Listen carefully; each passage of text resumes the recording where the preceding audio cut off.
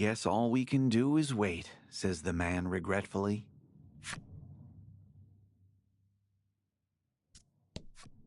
Blight is restless, his mind clearly abuzz with worry for Queenie.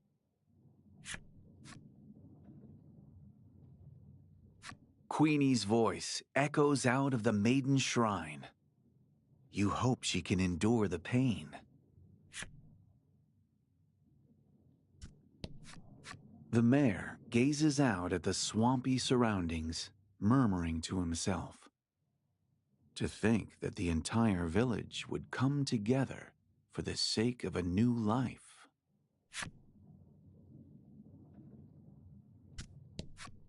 He looks as though not doing anything makes him uneasy, and busies himself giving bits of food to the bird perched atop his rucksack.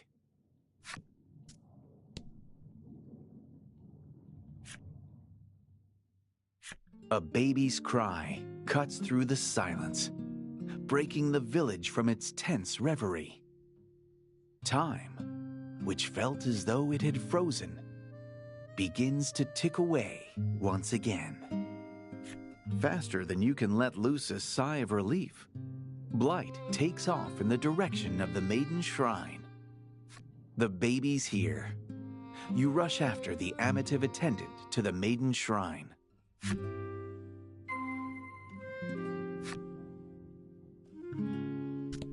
You might want to go check on Queenie.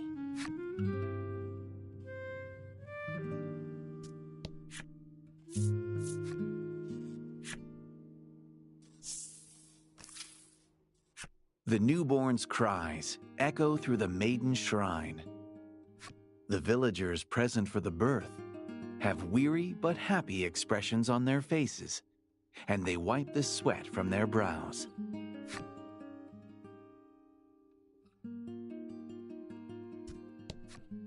Laddie sits in a heap on the floor, as though unable to stand, seeming dazed from helping with the birth. Though she looks tired, she flashes you a proud smile, as if to say, "Can you believe it?" Truly a blessing. Truly. An elderly woman's eyes are filled with tears, as though the newborn were her own child. The midwife breathes out her tension. Stars above, what a relief.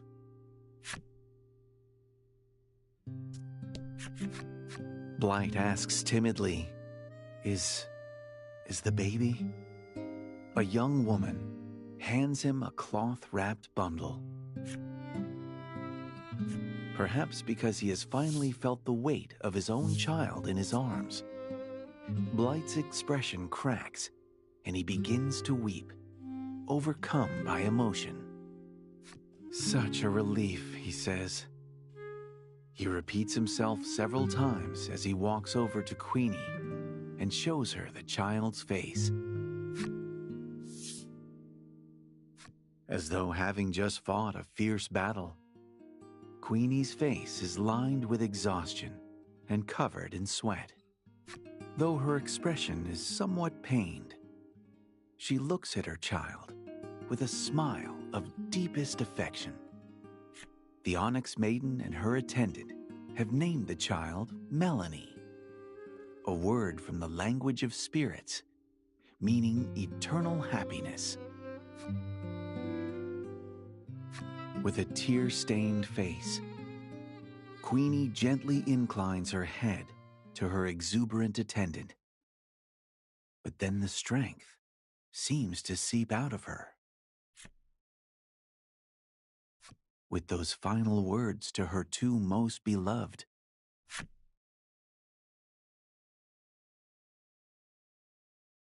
the Onyx Maiden's eyes close for the last time. With its only maiden lost, this island is surely destined for ruin.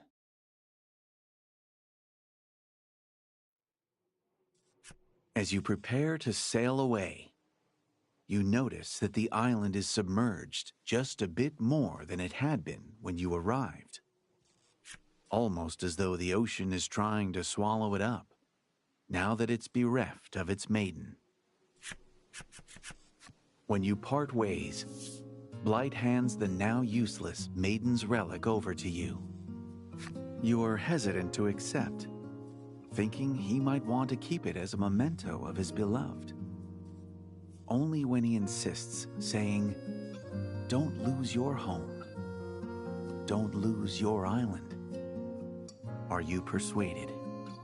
The Onyx attendant then heads homeward, vowing to make Melanie's life a happy one.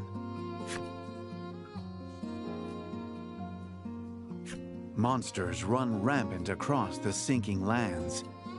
The people of Fenmoss remain beset by numerous hardships. From aboard your ship, you watch the East Isle shrink into the distance. Eternal happiness. You pray that is what their future holds.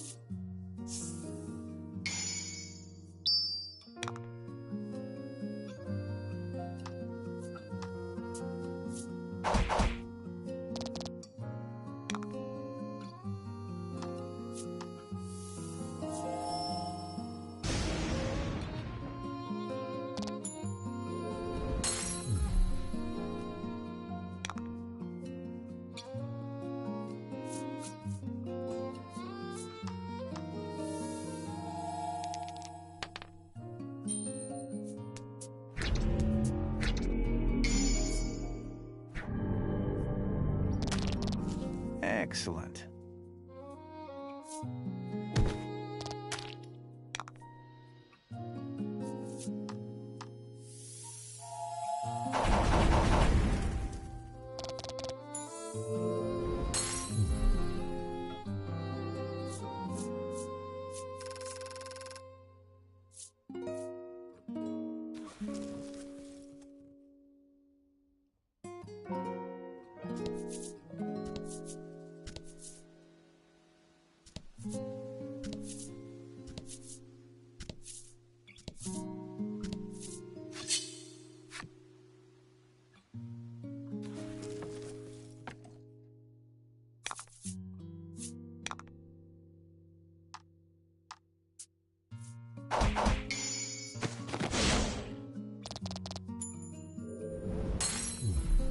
Magnificent.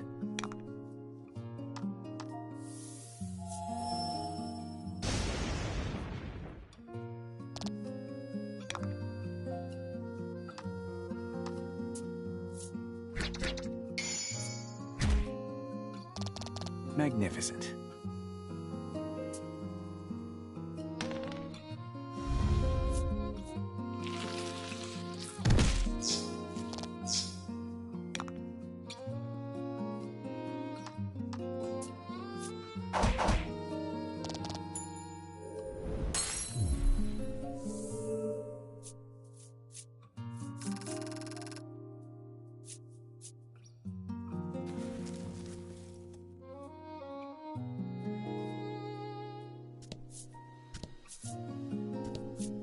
I don't know what it is, but there's just something so relaxing about the sound of waves, isn't there?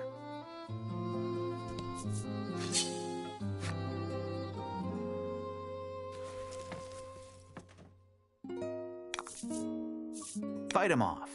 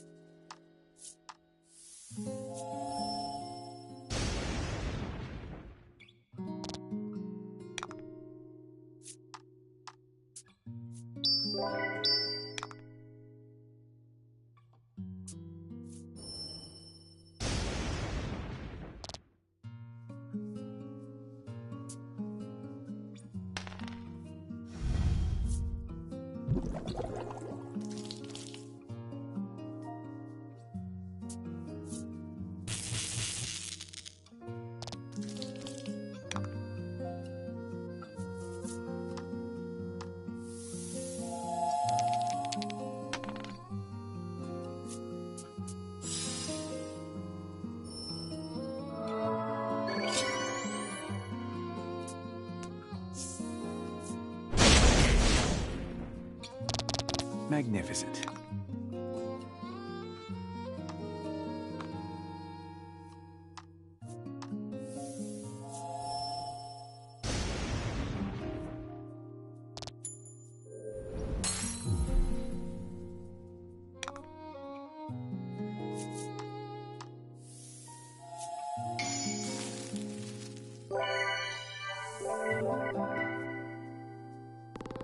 Fortune favors the bold.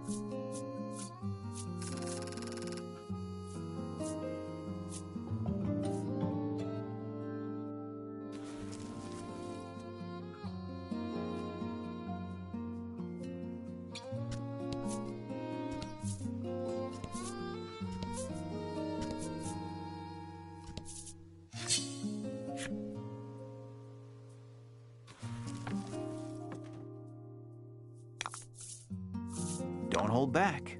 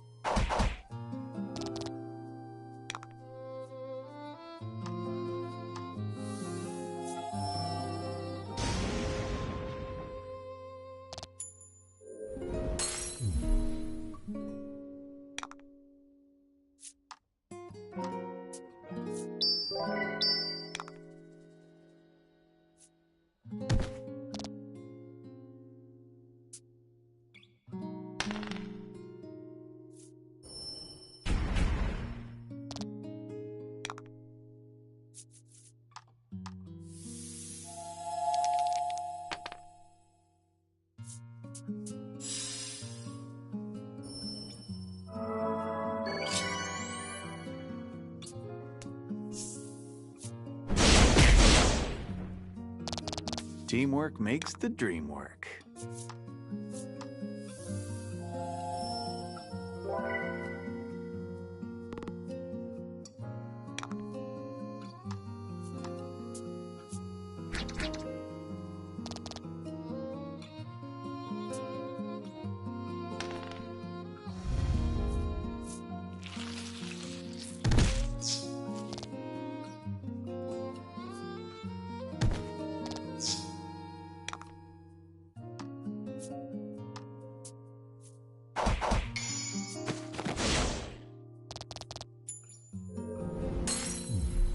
Magnificent.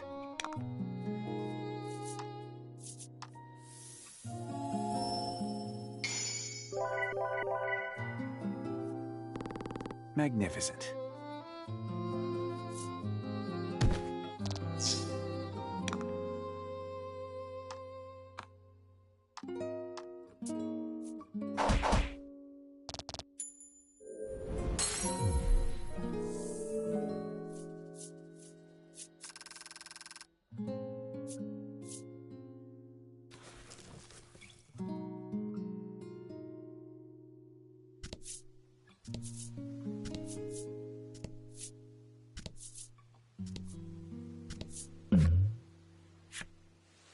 A giant whirlpool impedes your path.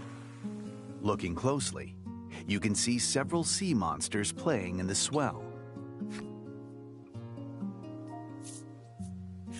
You stand atop the deck and yell obscenities at the monsters. They immediately charge at you, angered that you spoiled their fun.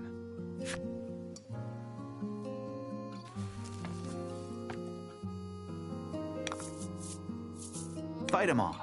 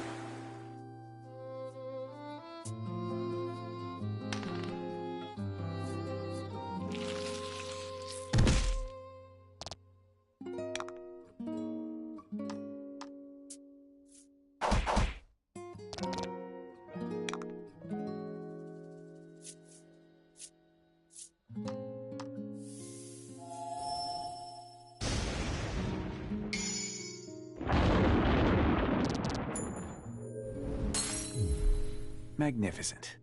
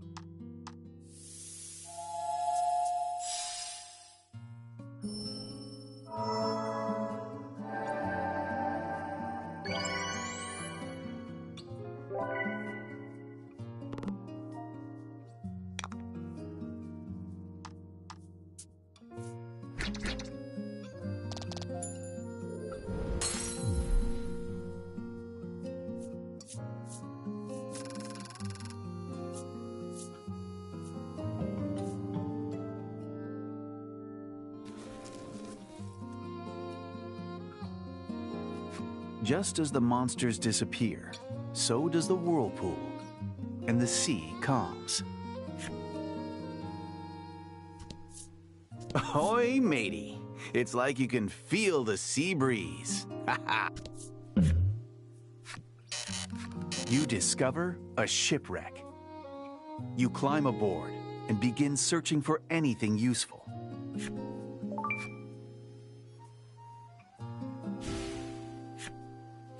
You all gasp when you see the name on the ship's hull. It's the same name as the luxury passenger vessel that suddenly vanished long ago. You take the scratched-up key from your bag and insert it into the cabin's keyhole. The heavy door opens, squeaking loudly on its rusty hinges. Not a moment later, a foul odor from within the cabin hits your nose. You have a bad feeling about the place, so you tell your comrades to stay outside while you venture in alone. Upon entering, you see countless corpses upon the ground, but no signs of a struggle. It looks as though they all simply lost the will to live. You surmise that the whirlpool generated by those monsters stranded their ship here, and before long, they ran out of food. One of the corpses, no more than a skeleton now, cradles a baby in its arms. You kneel beside the bones and offer a silent prayer.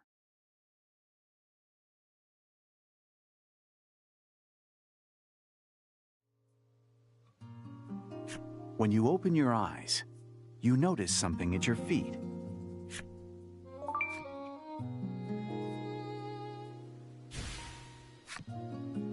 Laddie's worried visage greets you as you emerge from the cabin. You give her a grandiose grin and tell her that you found something incredible. Laddie responds with a smile of her own, relief clear in her eyes. You bid farewell to the decaying vessel and resume your original journey.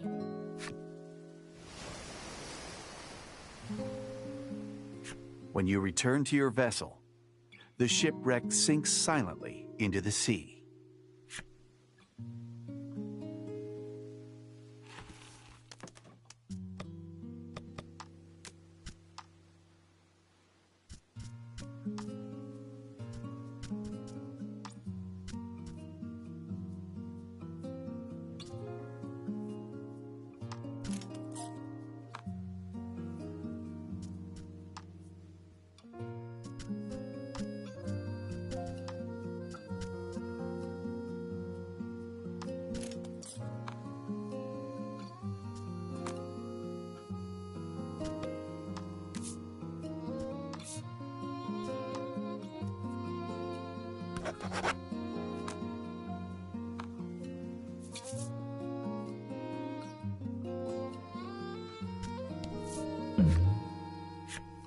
Laddie greedily eyes the fishing rod on the boat.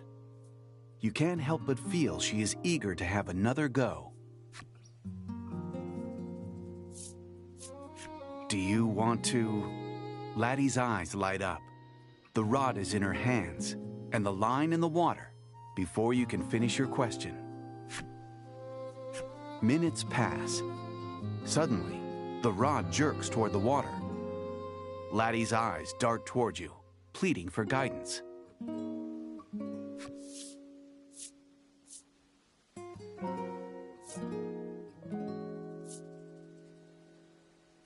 The rod whips about wildly.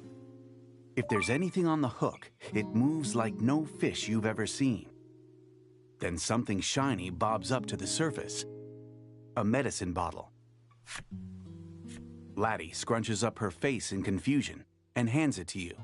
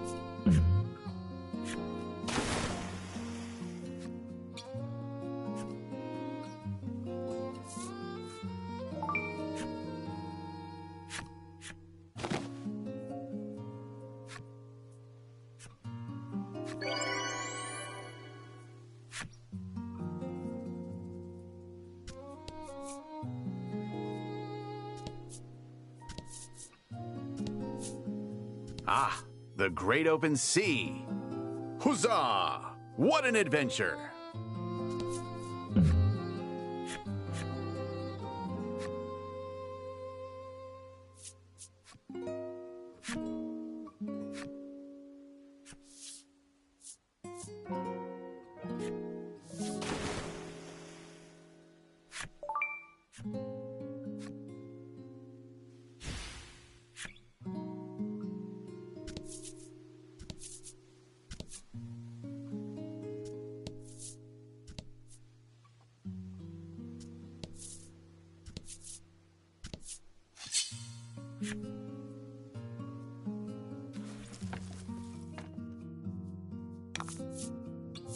And fight.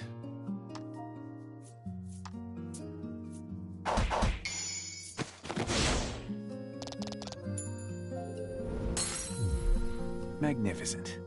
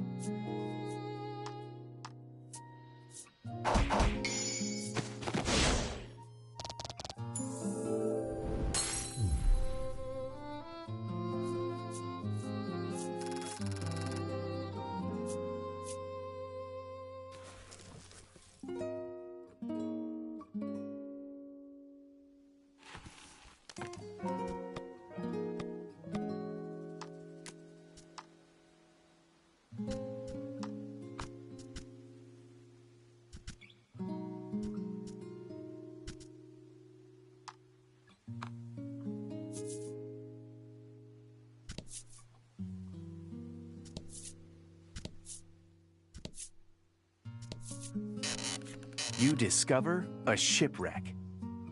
You climb aboard and begin searching for anything useful.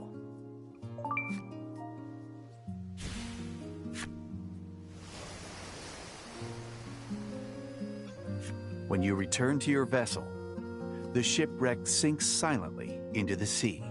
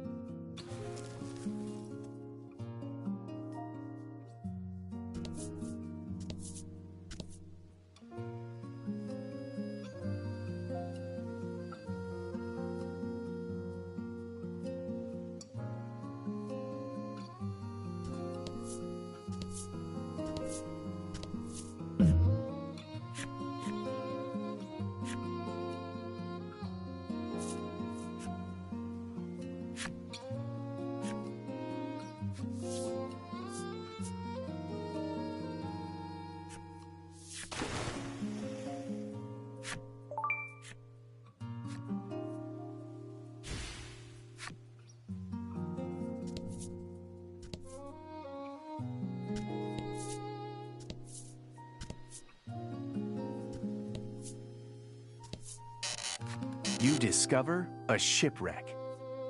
You climb aboard and begin searching for anything useful.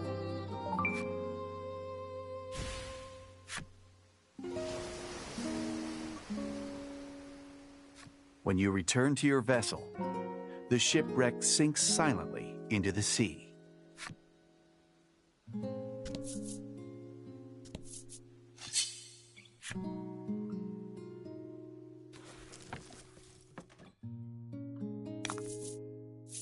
Fight him off.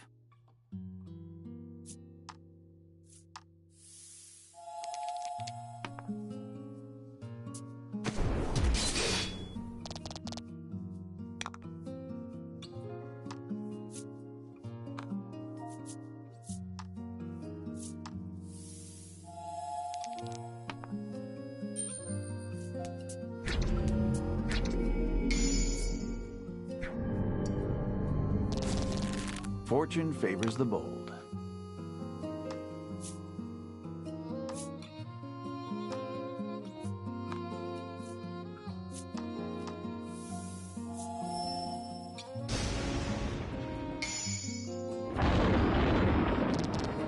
Magnificent.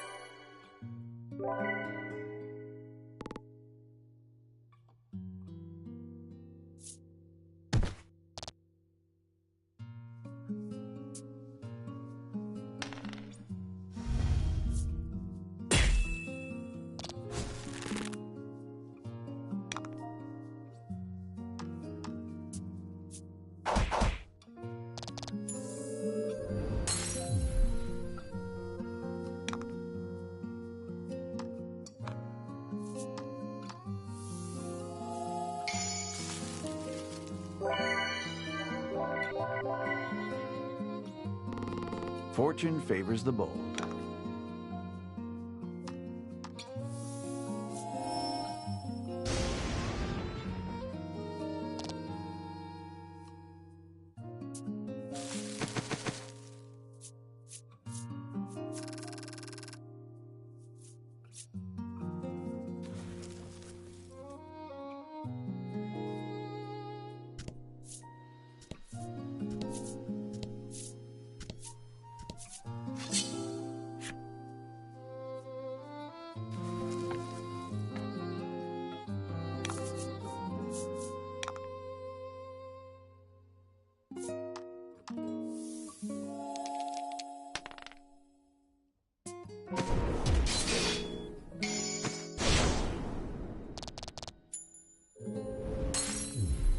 Magnificent.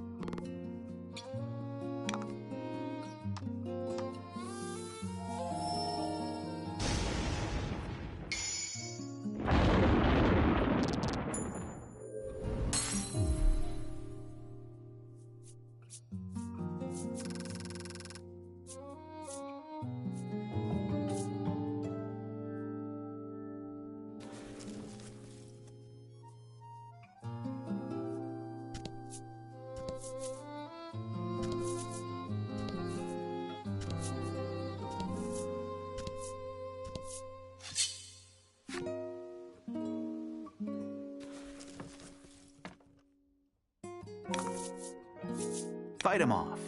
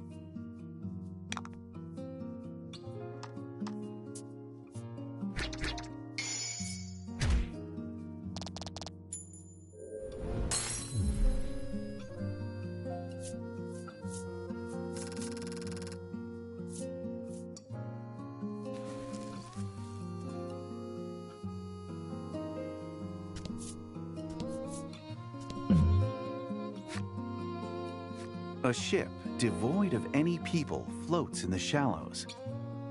Curious, you approach to get a closer look. Suddenly, a man jumps from the water near the ship with great vigor. Your party is surprised, tumbling in unison onto their backsides. The man immediately puts a question to your group. Have you any shiny round stones? The man's hobby, as it happens, is collecting beautiful round stones. He spends his days diving into the sea searching for them. Muttering to himself about round, shiny, beautiful stones, he dives back under the water.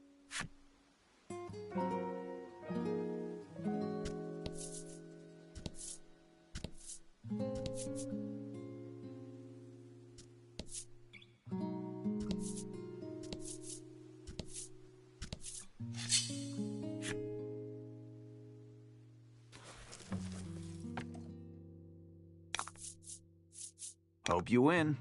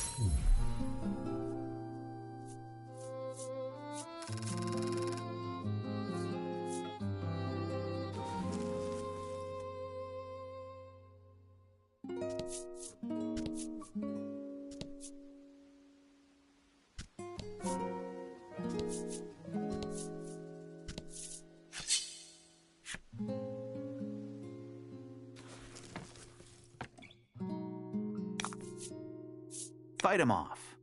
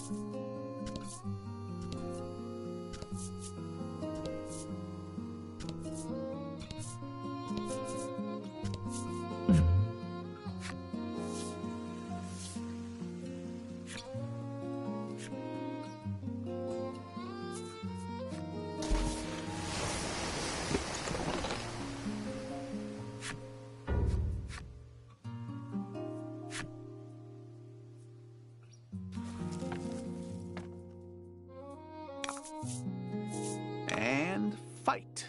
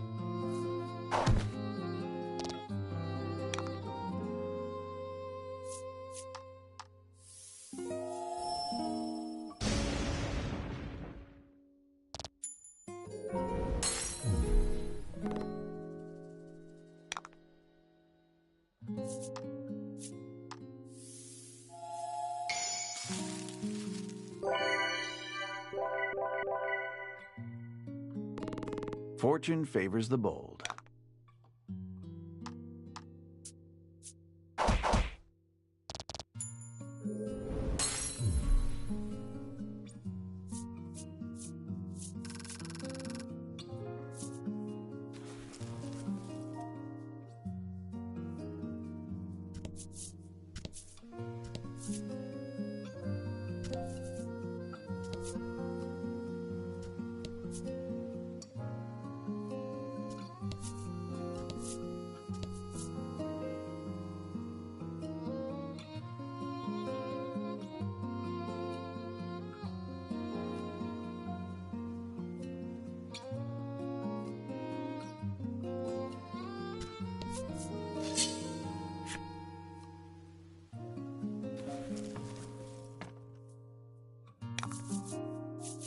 Go on what you got.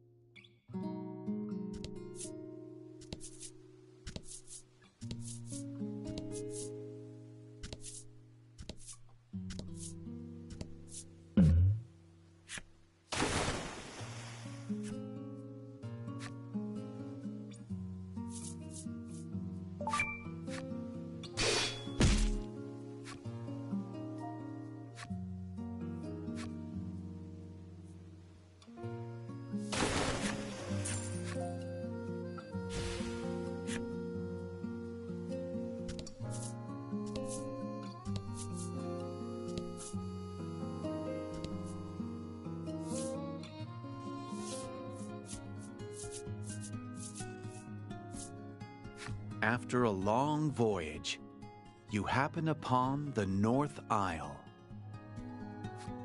On the North Isle, you will hear the tale of a maiden in white. The decision is in your hands. There are other islands waiting to be explored.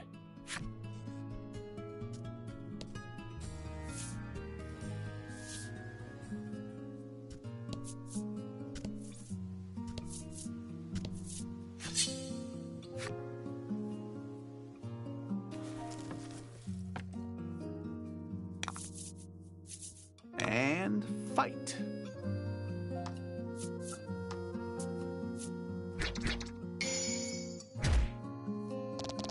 Excellent.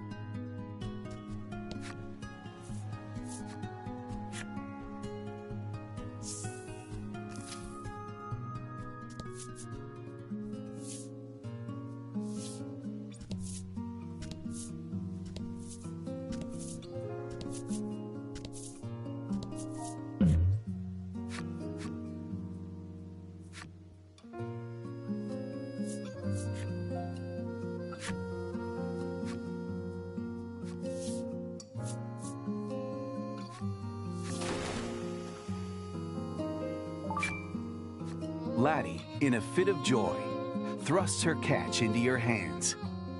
You'll have to incorporate it into tonight's meal.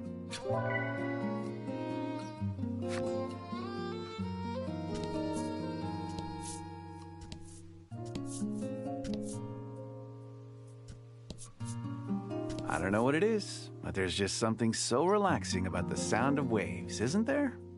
I love it.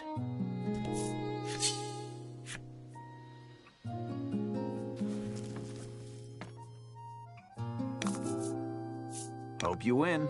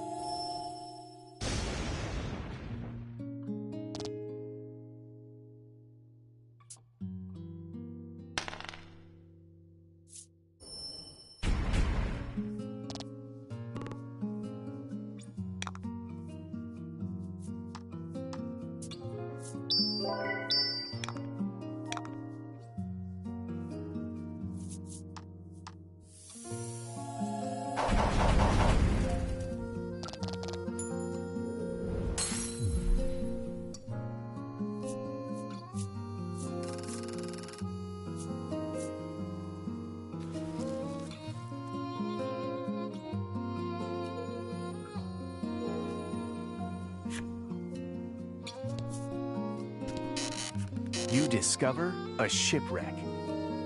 You climb aboard and begin searching for anything useful.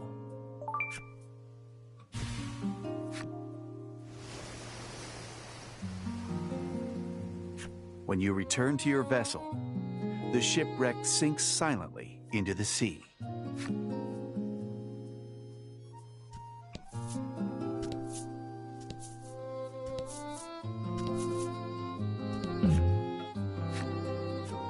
You encounter a fisherman. He stares at the fish and seaweed caught in his net and lets loose a peaked sigh. You inquire as to his frustration, and he replies, "I just can't net myself any sea grapes." The forlorn fisher has evidently only had them once, but has never been able to forget their piquant flavor. He has since scoured seas the world over for them. He returns to his net, muttering to himself, "Oh, I just want some nice salty sea grapes."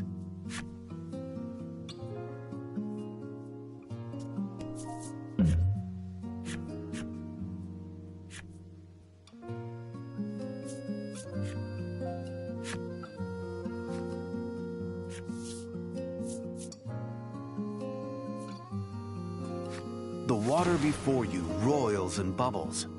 There's definitely something alive on the end of the line. Laddie waits patiently for her prey to tire before pulling back on the rod. What should erupt from the water but a monster, and one none too pleased to have a hook embedded in its flesh.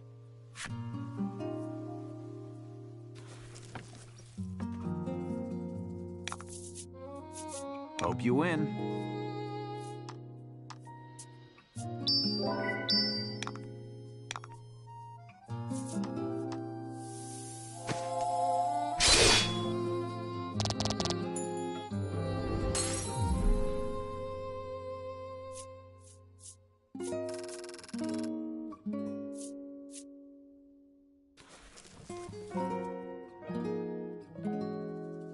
Sometimes you hook a monster. It's an occupational hazard, you say, taking note of Laddie's thoroughly vexed expression. It will be a good long while before she even so much as looks at another fishing rod.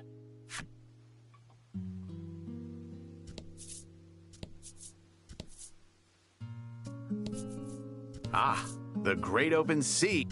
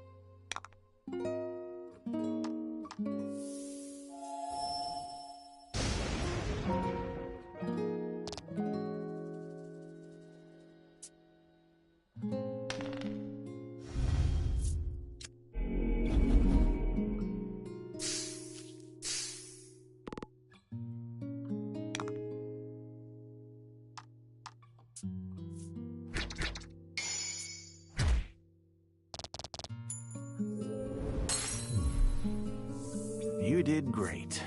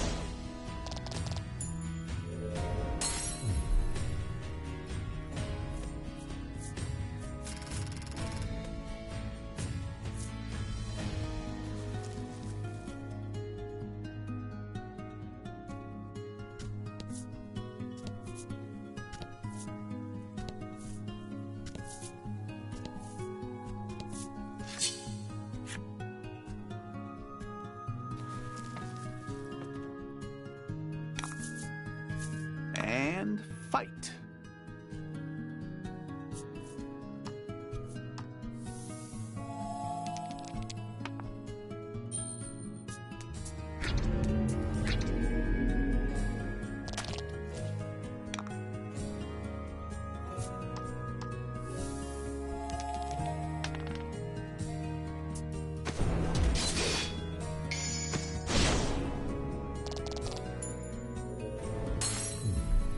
Excellent.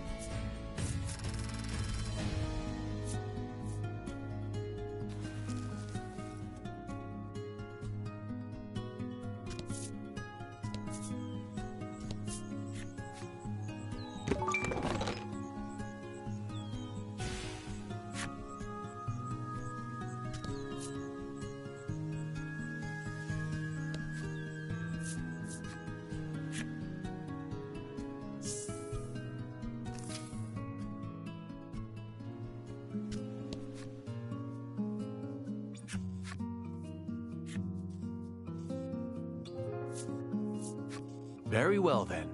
Prepare to go ashore.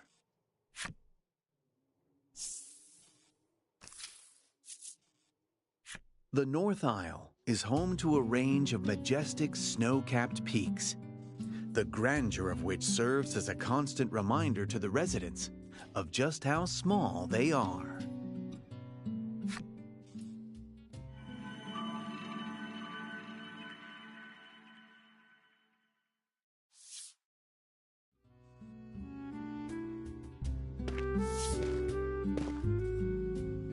Having grown accustomed to life on the ocean, Laddie helps you prepare to moor the vessel.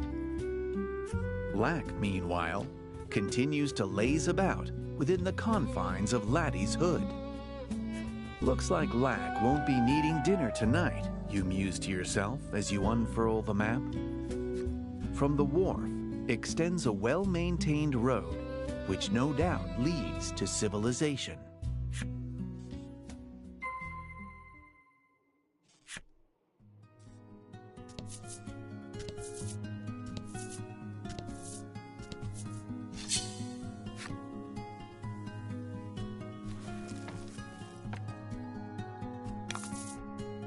Don't hold back.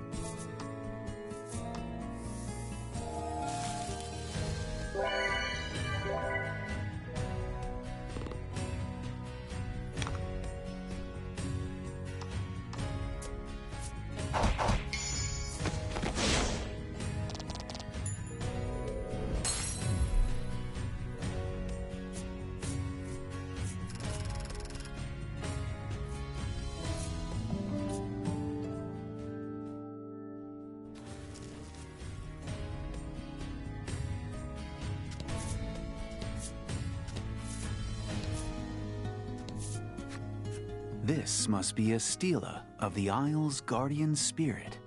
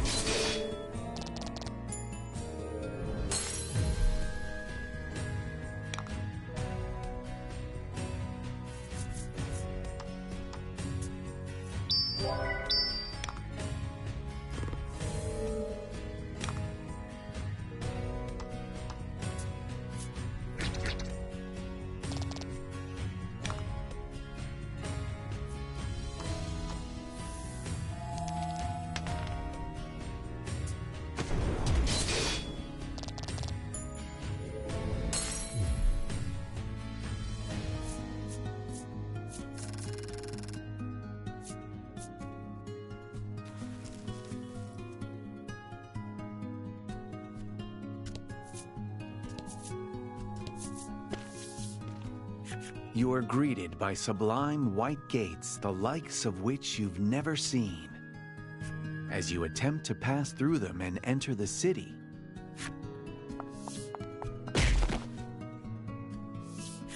someone garbed entirely in white rushes out, as if running from something, and crashes into you.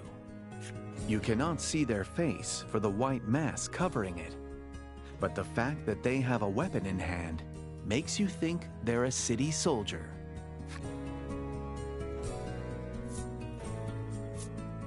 You extend a hand to the soldier, who tumbled to the ground after your collision. "Out of my way," the soldier shouts, their voice muffled by the mask, before charging at you. Apparently, they want to fight.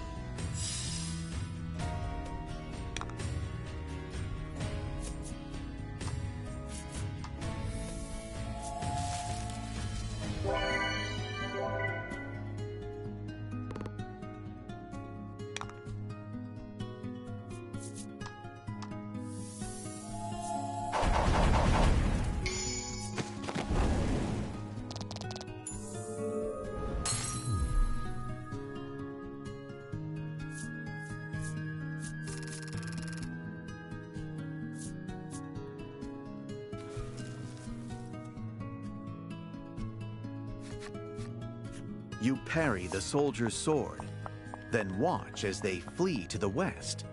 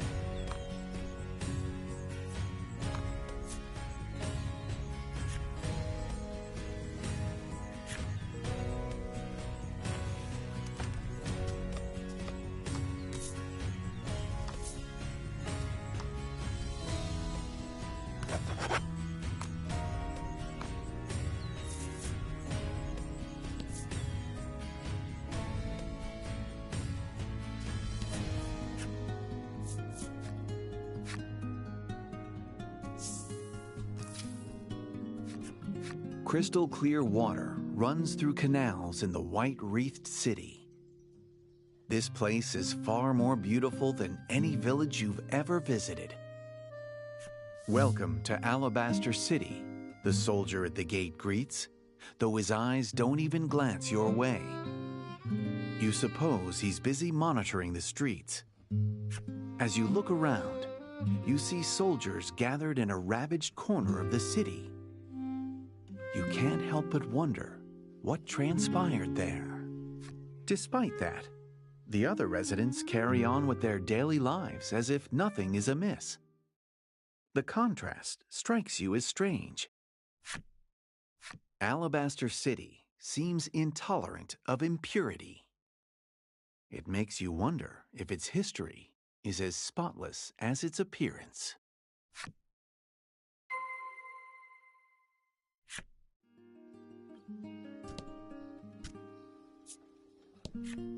Welcome to Alabaster City, the soldier bellows in unison with their colleague to the right of the city gates.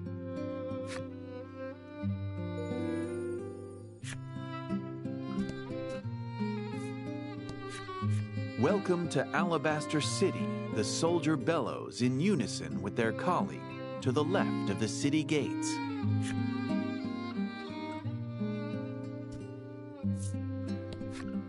The soldier sternly surveys the people walking up and down the street, periodically pausing to write something down on a piece of paper.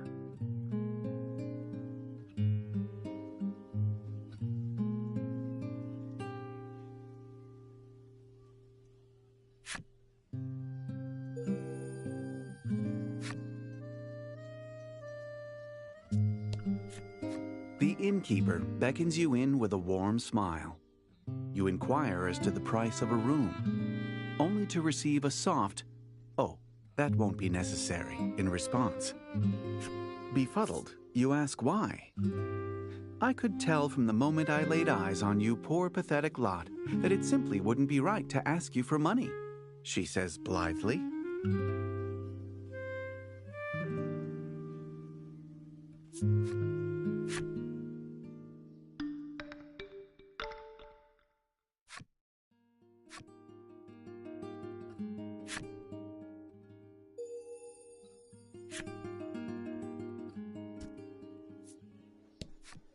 The city is safe, thanks to the Maiden and the soldiers, the girl exclaims. She seems to have not a care in all the world.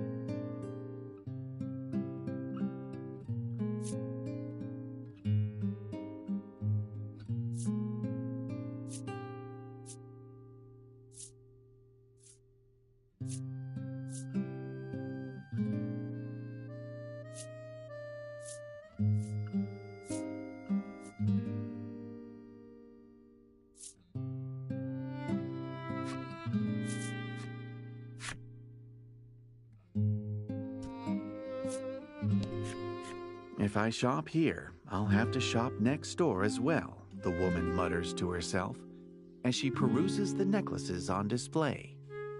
It would only be fair, she says, trying on one of the necklaces.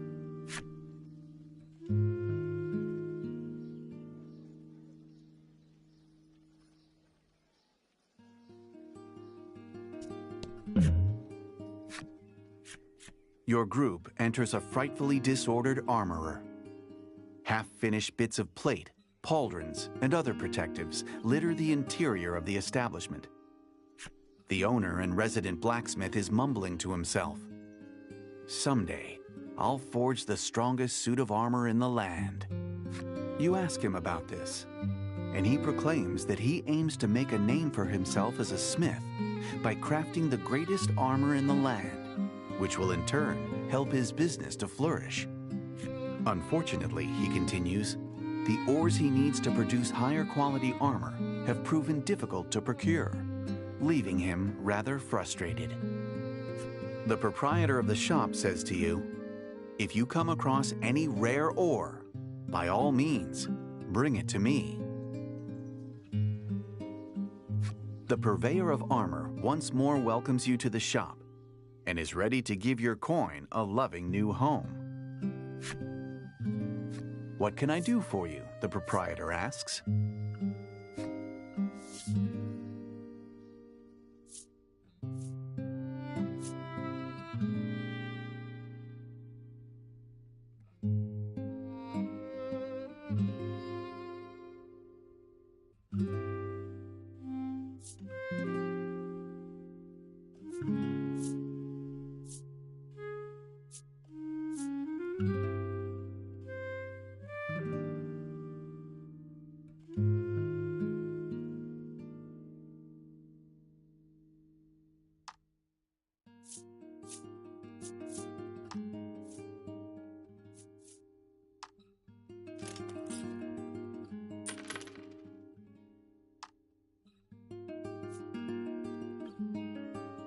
Will that be all? The proprietor asks.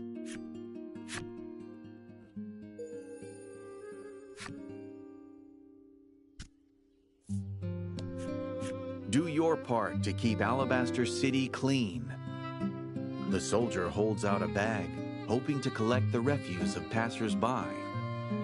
What a thankless task protecting Alabaster City's image must be.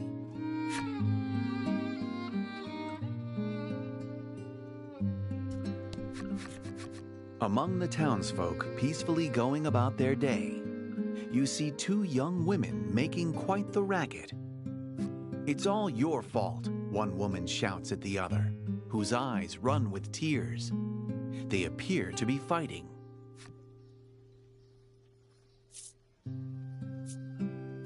No fighting. Lack exclaims in a rare bout of righteousness.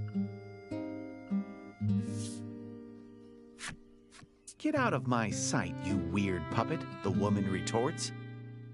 Lack is shocked. She may be right about Lack being strange, but you admittedly feel a bit bad for it. The self-assured woman is Lanka, the Ivory Maiden and keeper of the island's destiny. The woman being berated is Krim, the Ivory Maiden's attendant.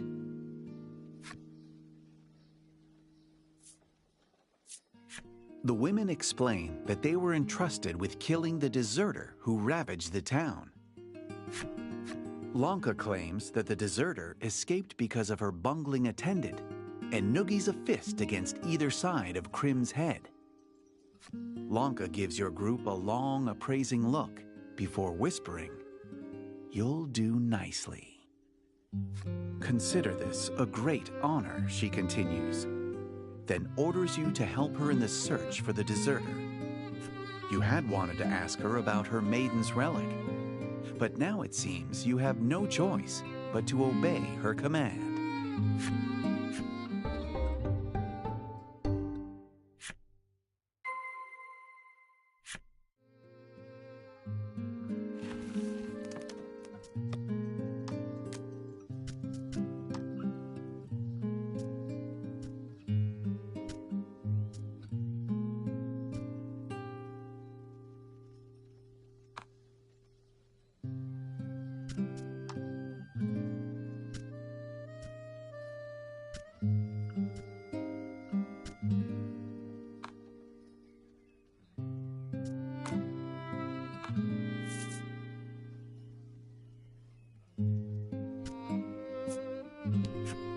If anything bad happens, the maiden and the soldiers handle it, the boy says, though clearly bored with the peaceful city.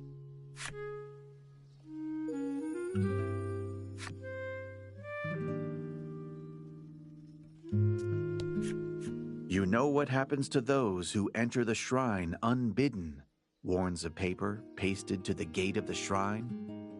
Alas, you don't know, and are left to wonder and despair.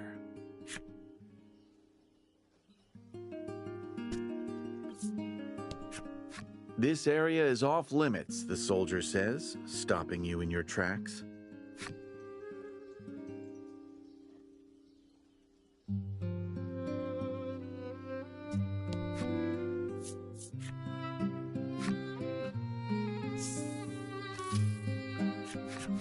You wonder if the masked soldier you saw earlier could be the deserter the Ivory Maiden is after. You inform her that the soldier fled to the west. According to the maiden and her attendant, a woodland known as the Mystic Forest lies in that direction.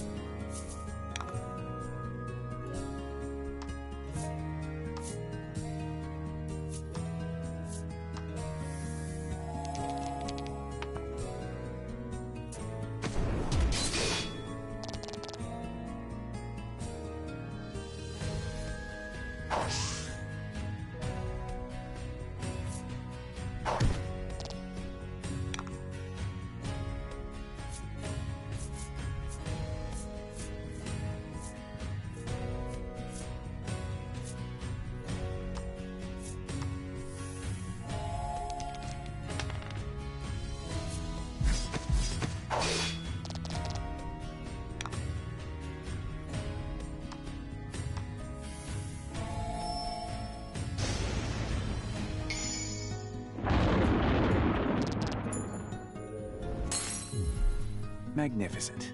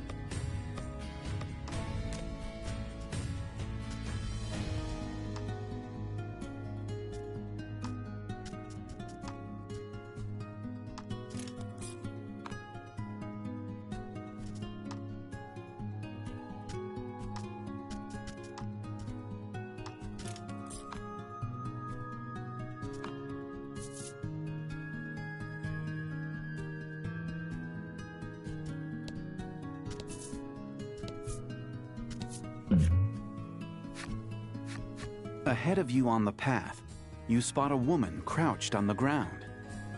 It looks as though she's twisted her ankle. She looks up at you and asks, "Don't suppose you could spare any salve?" You draw some salve from your pack and give it to the woman.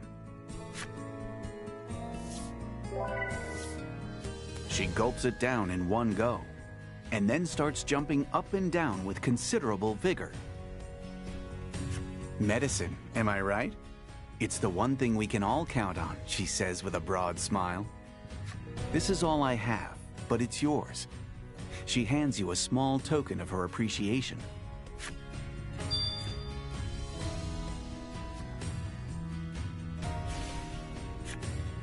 She explains that they were given to her as a souvenir by a friend.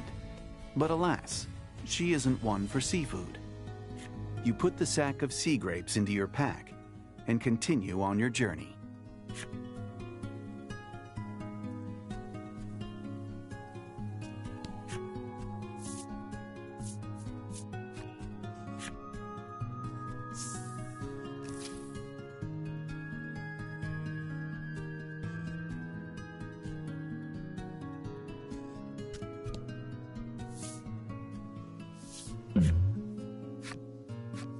The fisherman mumbles to himself, "Oh, I just want some nice salty sea grapes."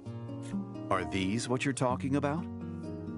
Out of your pack, you take a bag given to you by a woman you'd met previously and show the contents to the man.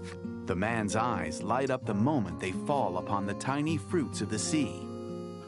Almost instantly, he blurts out, "I'll take them off your hands."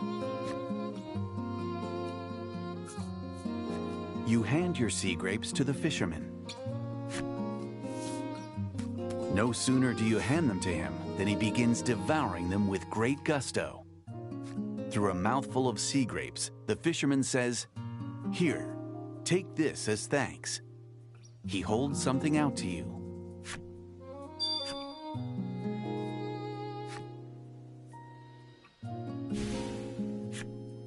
He explains that he caught it in his net in some ocean or another. It had an unusual shape, so he decided to hang on to it rather than throw it away. You push the bent stick into your pack. It sticks out a bit, and you think to yourself that it's not the easiest thing to fit in there.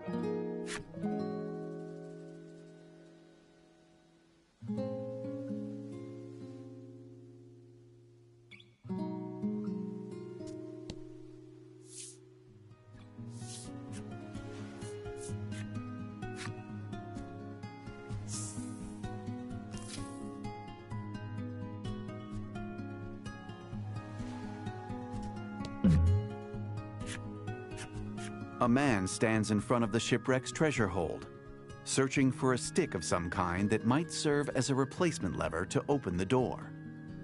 You recall the bent stick you received from the fisherman and draw it out of your pack.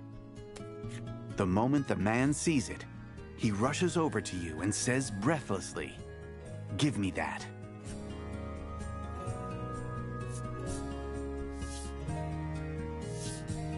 Taking it into his hands, the man quickly inserts it into the slot and pulls it like a lever. As he does,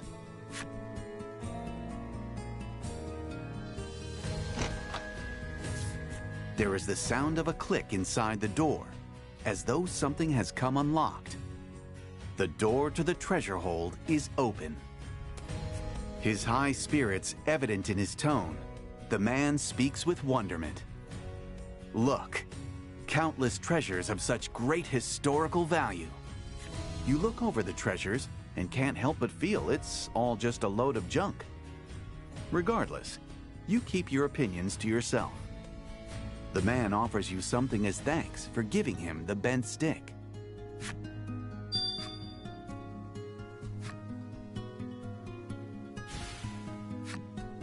The man explains that he procured this spherical stone from another shipwreck.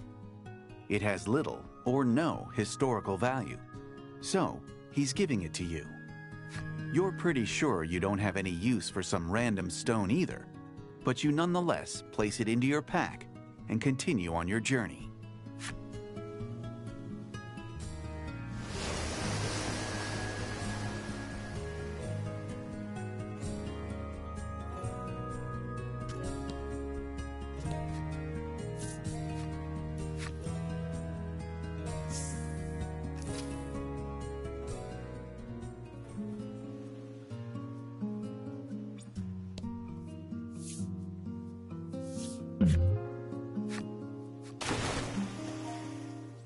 The man is carefully scrutinizing his underwater stone finds. Apparently, he has yet to locate the perfect, shiny, beautiful stone. You remember the shiny stone that someone you met previously gave you and draw it from your pack. When you show it to the man, he lets out a stunned yawp, excitement flooding his features. The man casts a covetous gaze at the stone in your hand. Such wondrous luster, such perfect globularity, truly a rare beauty. Well, if you want it that badly, here you go, you say, as you hand the shiny stone over to the man. Taking the stone, the man gazes at it with rapt attention, and then rubs it against his cheek as if testing its texture. Once he has sufficiently enjoyed his new acquisition, he turns to you and holds something out.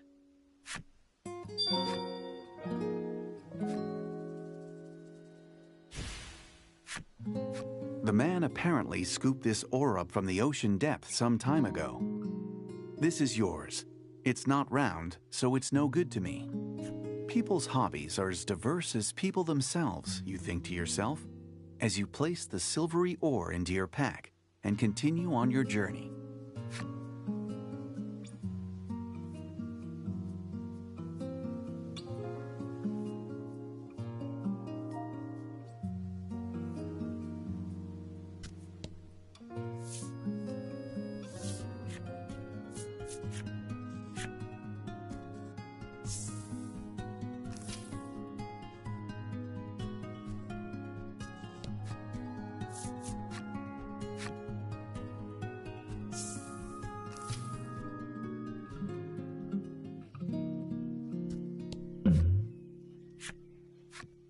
As you enter the shop, the blacksmith looks up from the piece of armor plate he's hammering away at and speaks. You find any rare ore? You recall the silvery ore in your pack, which has insistently asserted its heavy presence ever since finding its way inside, and take it out to show the proprietor. The smith lets loose a shout of astonishment. Why, that's a piece of rhinestone. It's vanishingly rare. The ore is evidently as valuable as it is a burden on your back. Thinking that you'd like to give the ore to someone who knows its value, you hand it over to the blacksmith. After taking it from you, the artisan retreats into the workshop at the back of the store.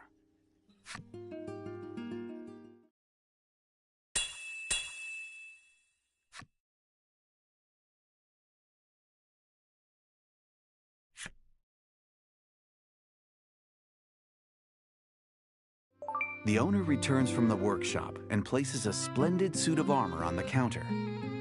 Thanks to you, I have created a true masterwork.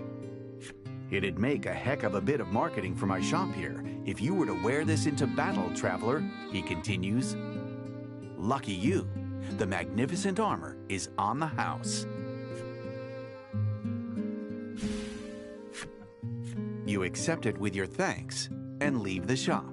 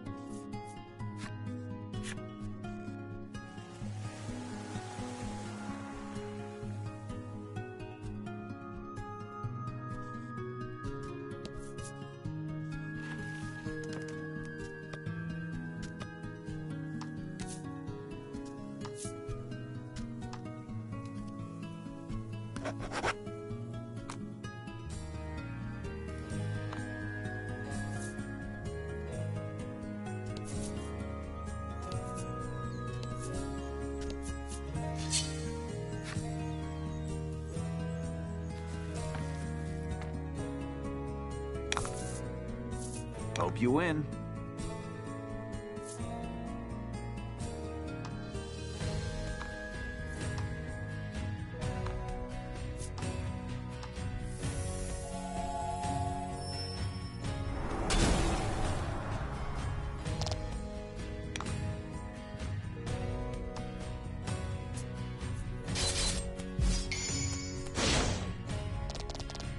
Magnificent.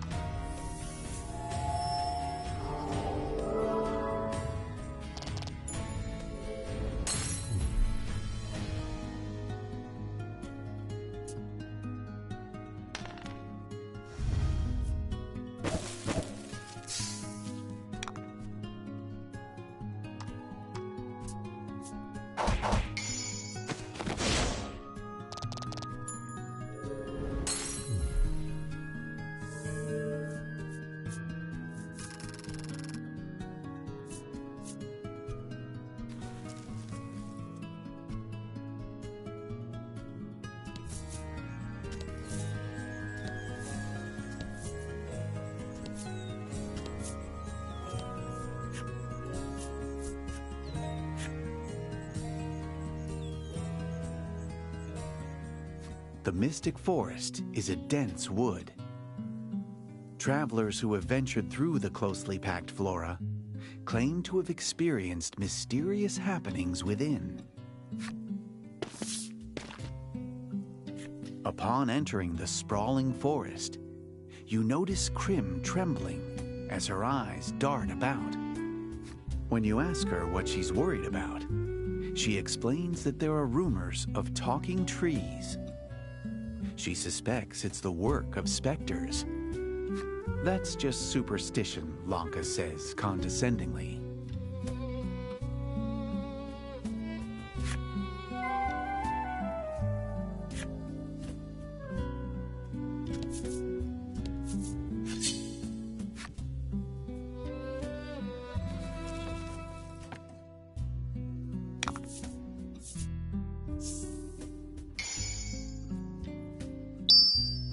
Fight him off.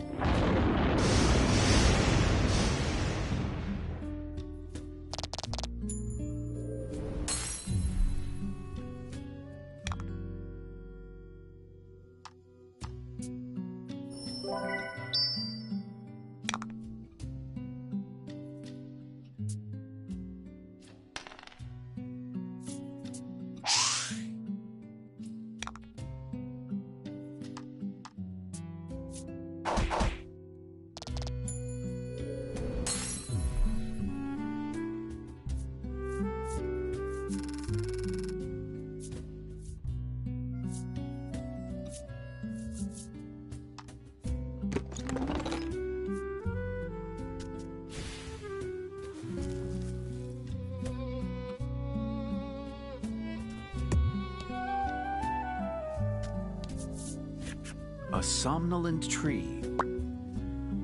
A somnolent tree looks in your direction.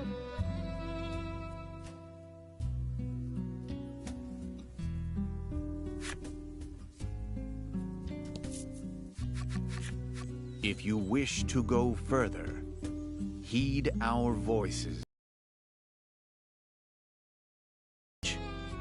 Lanka, who had claimed talking trees to be mere superstition, shrieks loudly and holds fast to Krim. Thinking it the attendant's chance to lord this over the maiden, you glance over. But Krim, in her surprise, has fainted.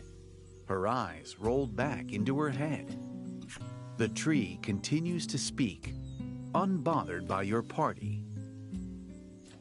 Healthy trees are rooted in honesty. Frail trees in falsehood, it says. You wonder if the tree's enigmatic words are some sort of hint to get through the forest.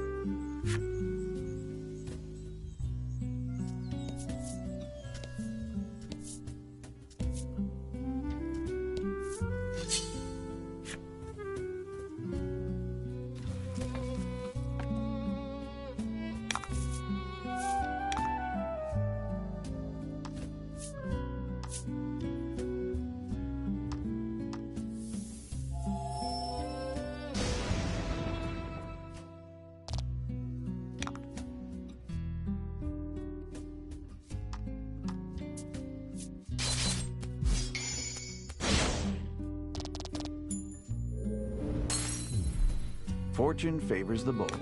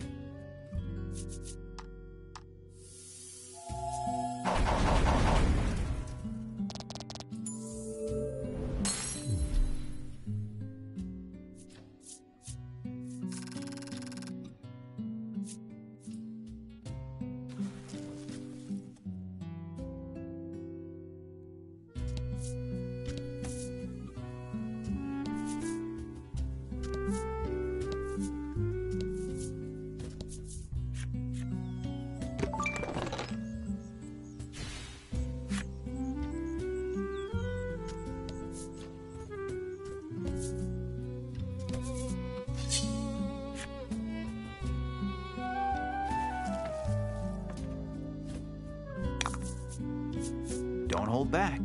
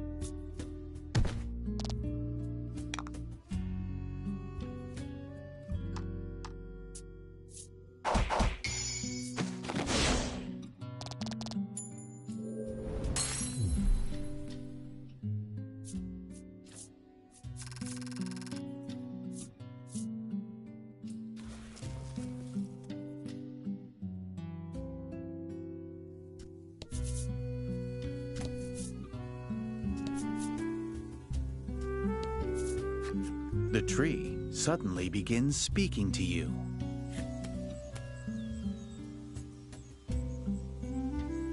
You feel an energetic aura bursting forth from the talking tree. The tree suddenly begins speaking to you.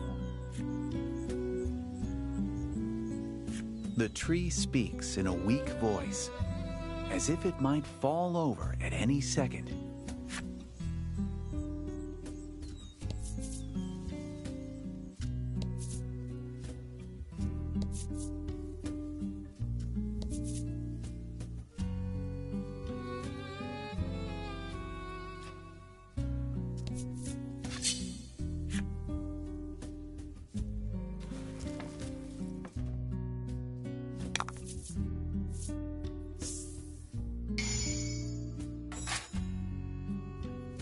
Show 'em what you got.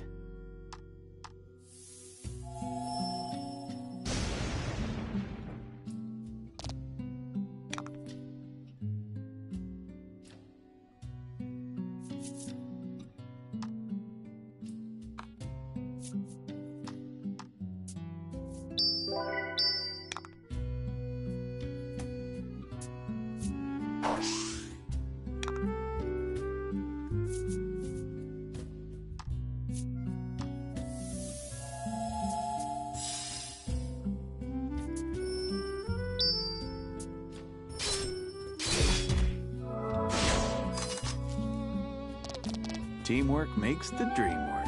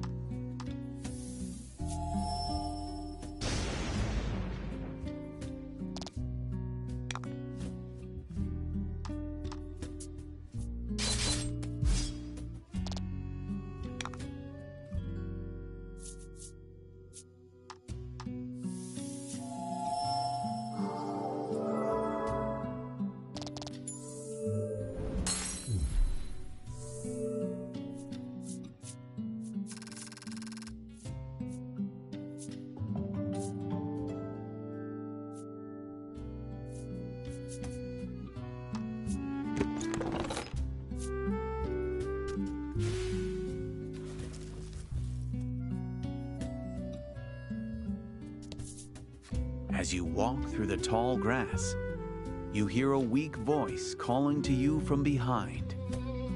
Serves you right, it says.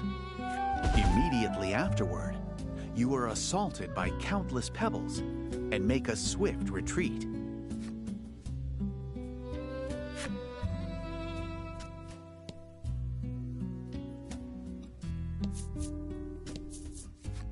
As you walk through the tall grass, you hear a lively voice behind you shout, "Good luck!"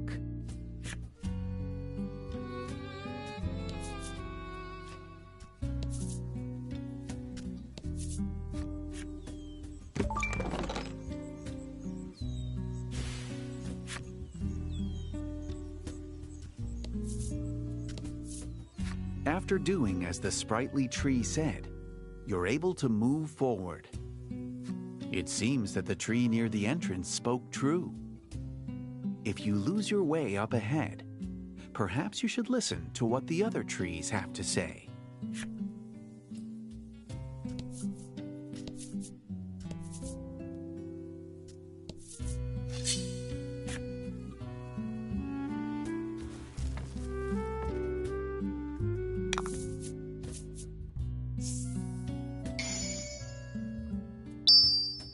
Don't hold back.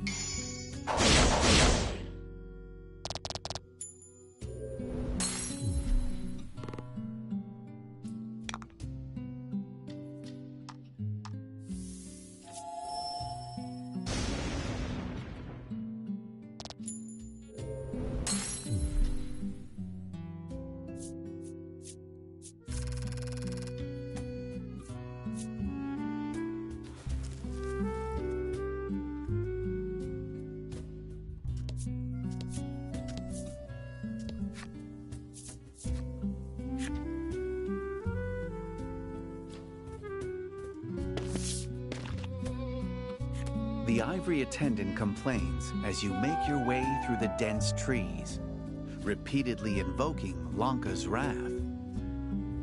Each time, Laddie pats the crestfallen Krim on the head.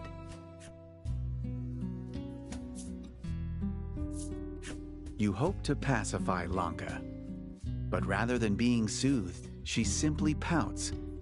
I'm a brilliant maiden. I deserve better than this. She explains that in Alabaster City, maiden and attendant are decided by national decree and cannot be contested. It appears each island's maiden and attendant have a unique relationship.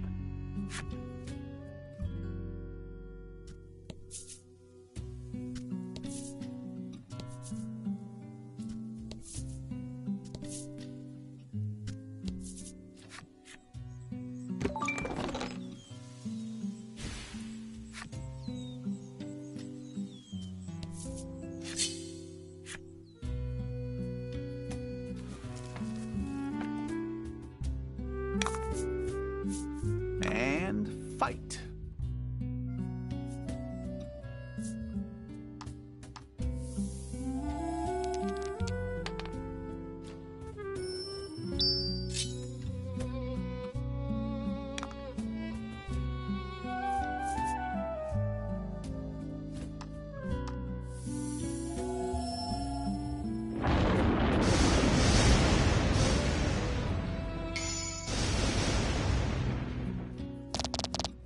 Magnificent.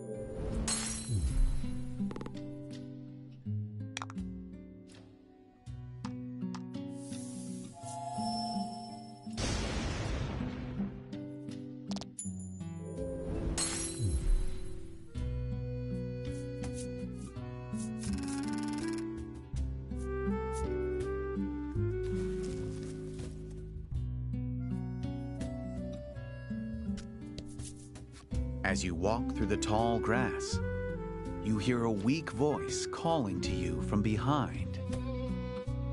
Fools, it says.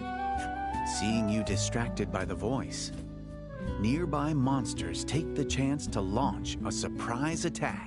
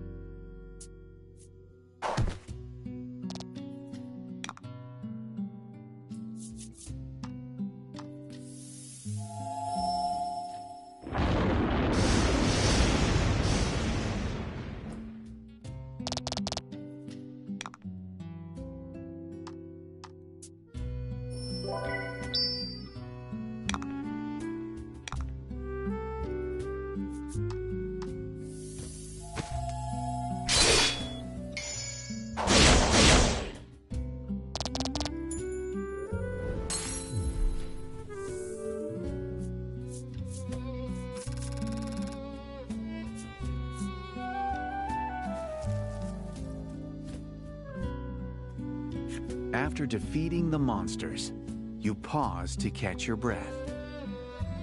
Suddenly, your surroundings start to distort.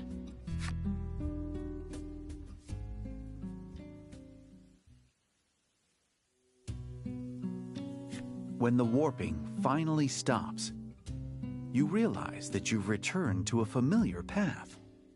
It appears you took a wrong turn somewhere and must find your way anew.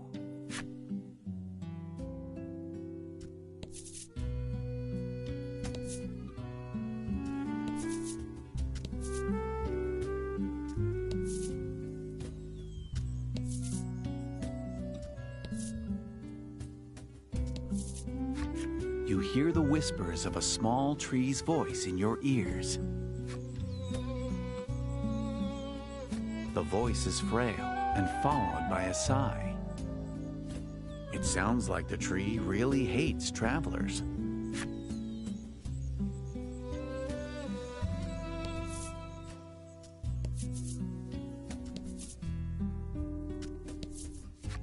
The tree suddenly begins speaking to you.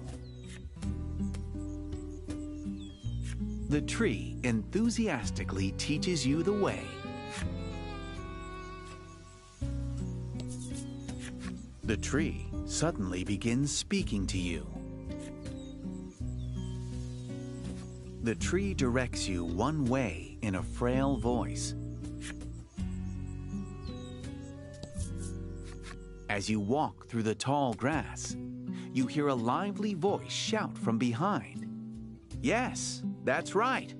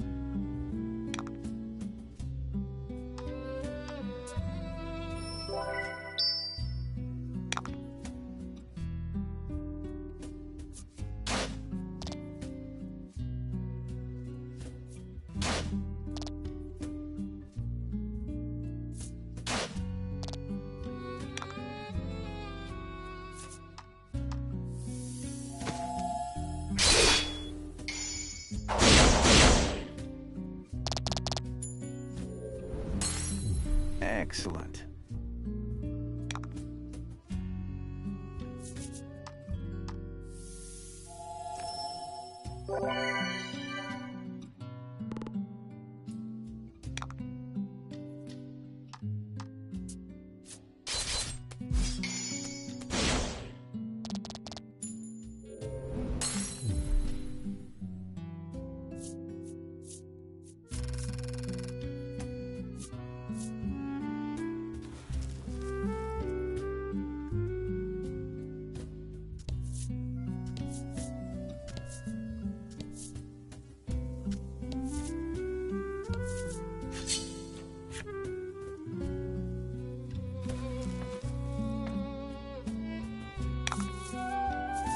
Fight him off.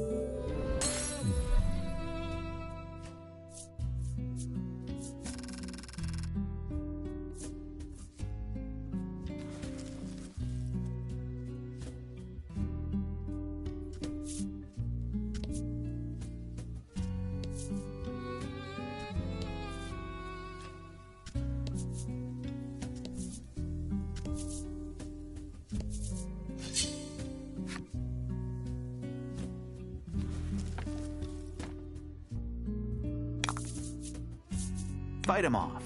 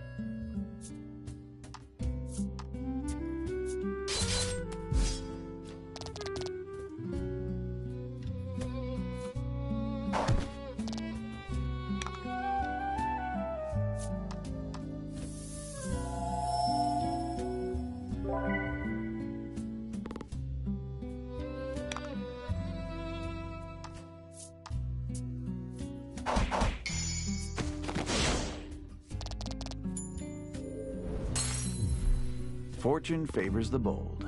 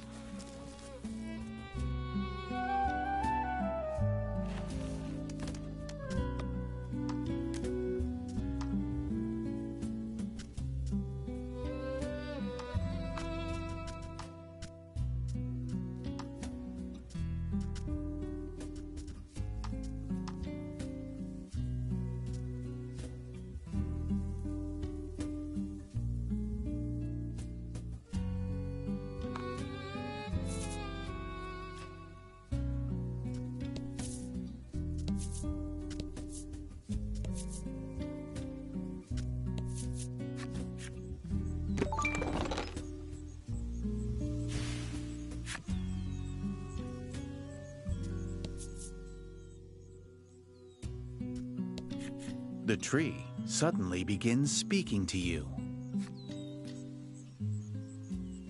The tree's voice trembles in fear. You wonder what would happen if you did wake up the slumbering tree.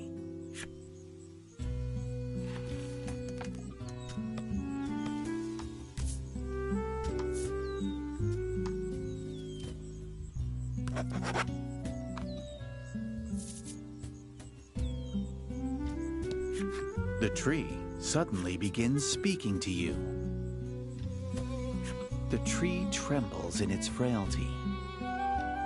You wonder if it fears humans. The tree suddenly begins speaking to you. The words sound as if they're being wrung out from the tree itself. You wonder if you can take them at face value. You hear snoring nearby.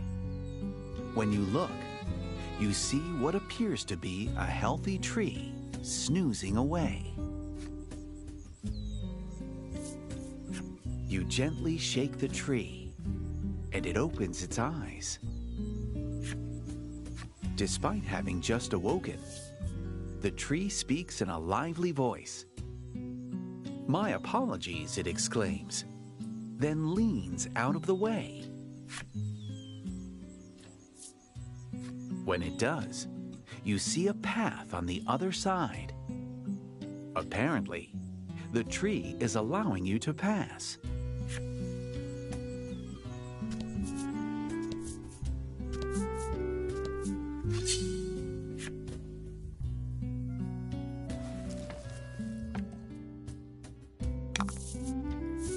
fight him off.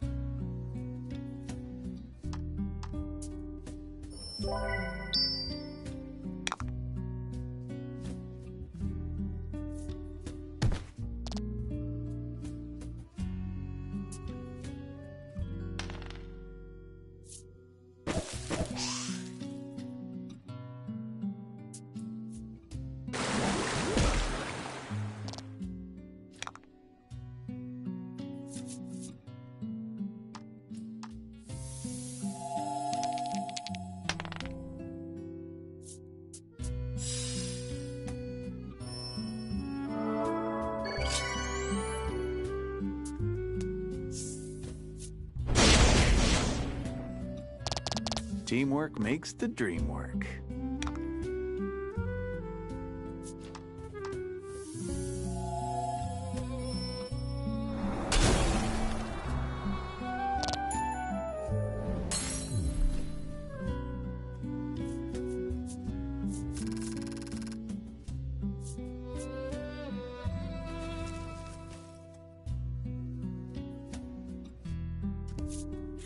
As you walk through the tall grass, you hear a gloomy voice calling to you from afar. You think you're so clever, it says.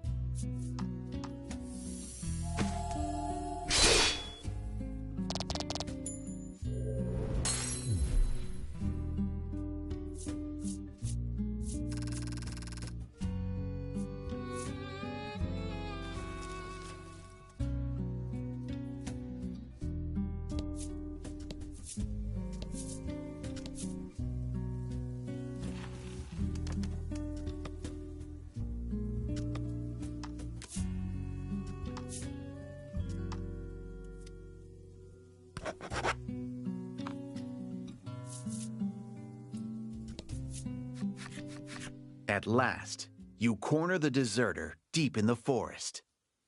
"You won't get away," Lanka shouts. Pressured by the maiden, the deserter takes a step back. "Leave me alone," the masked soldier pleads. But the ivory maiden pays their words no mind and charges into battle.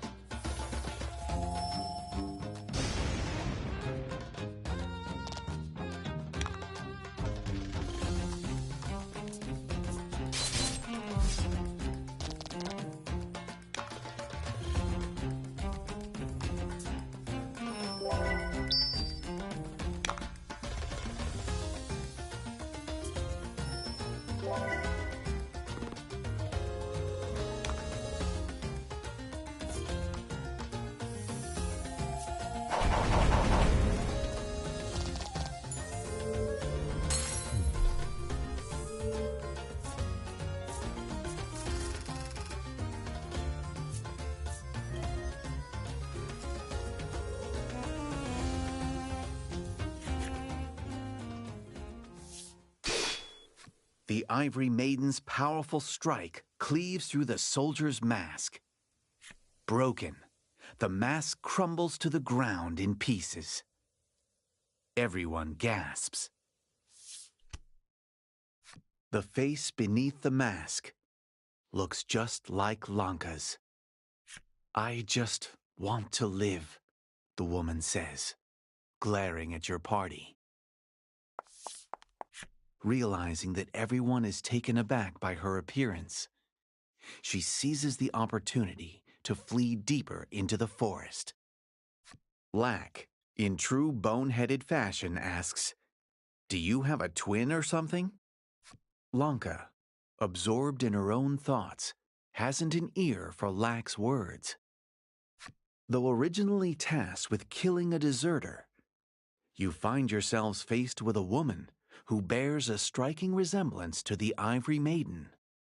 You get a creeping feeling that something sinister lurks beneath Alabaster City's pristine facade.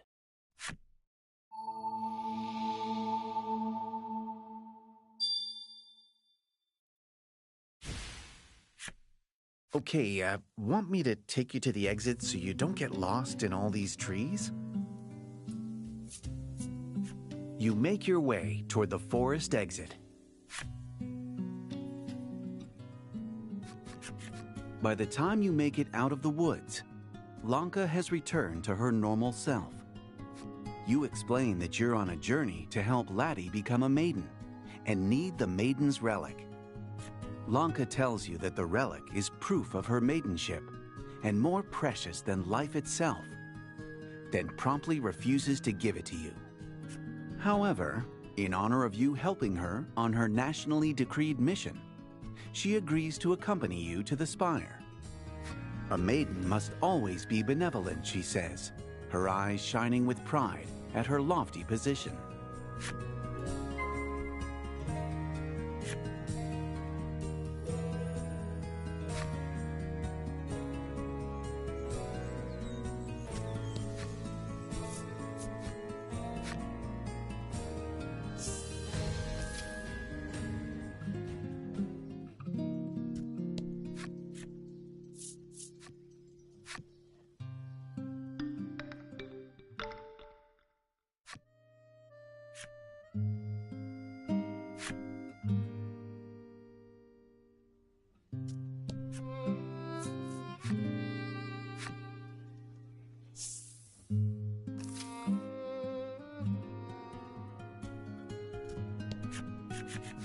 You escort Lanka and Krim to your vessel.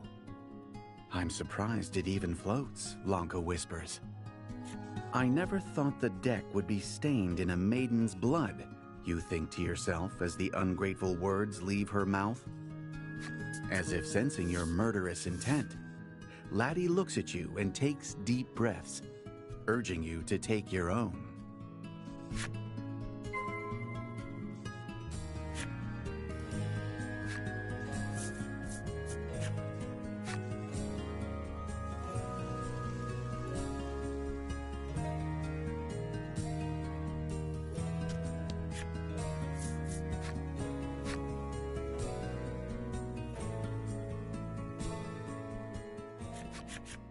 What a desolate place, Lanka murmurs.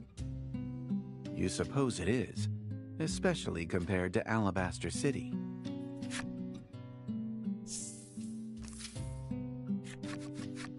You all stand before the altar, the Ivory Maiden and her attendant included.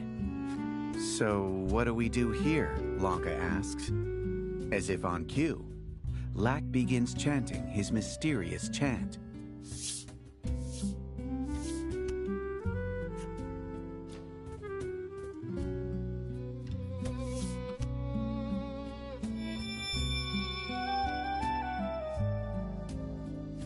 As the screams of Lanka and Krim fill your ears, you surrender yourself to the dazzling light.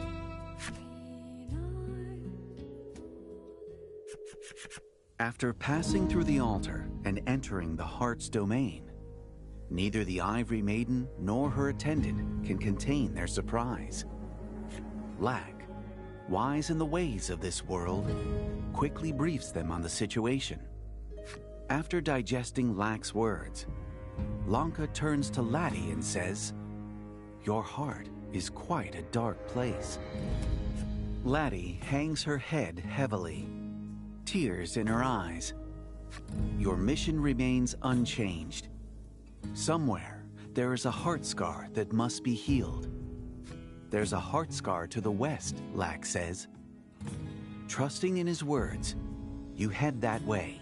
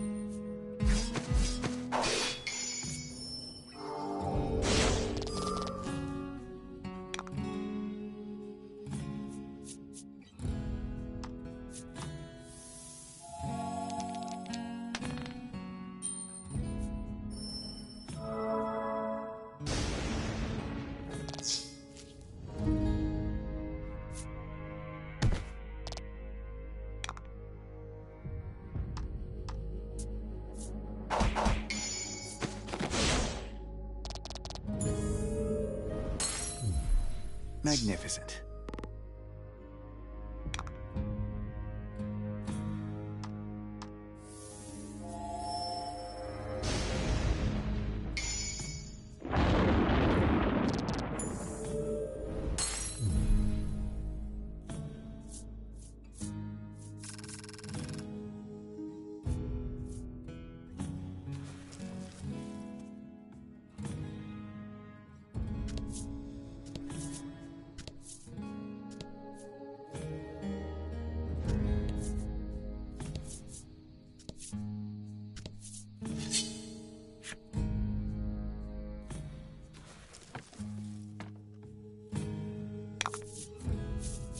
Don't hold back.